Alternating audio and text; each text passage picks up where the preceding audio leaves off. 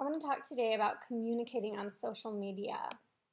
The internet seems to be a magnet for nasty comments these days.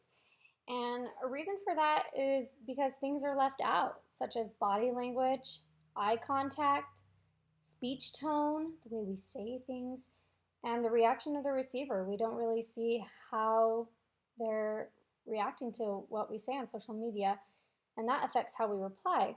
Not having these things can bring a negative reaction to many comments.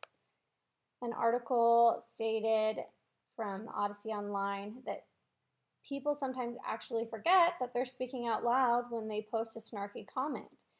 Writing something from a smartphone almost seems like you're talking to yourself.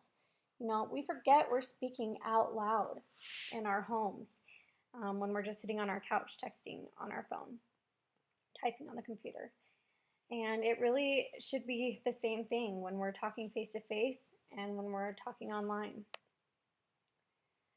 Some studies were done that they found social media gave a boost of self-confidence, such as likes on Facebook and your self-image looks good on social media. Those things help you have self-confidence. But with that self-confidence came a loss of self-control. Quote, Facebook use can lead people to engage in more indulgent or impulsive behavior. They mentioned things like credit card debt and people who are more overweight. But they also, that can be more bullying,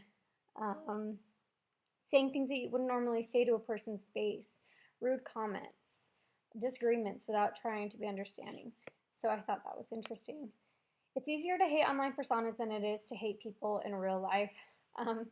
In offline social interactions, people can adapt. But with online social networks, people have less ability to tailor their message. This was from a Huffington Post article. And so, when you're talking to someone face to face, depending on the person, you might talk a little bit differently because they have different views on things versus someone else. You can tailor what you say, but on social media, you're not able to tailor what you say, and so there's likely things that you're going to be disagreeing with people that you normally converse face to face with. They're going to have different views than you, and sometimes that leads to things you really dislike about that person. Emily Post, a co-author of Emily Post Etiquette, said, if you do feel the need to respond, take some time to think about what you're going to say. Think twice before you post anything, and think a couple more times before you respond to anything negative. Then read your comment out loud to see how it sounds. Sometimes what makes sense in your head doesn't come across the way you intend.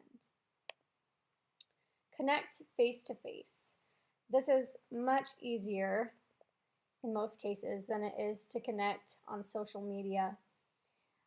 There's some good advice that 5 points. Listen before you respond.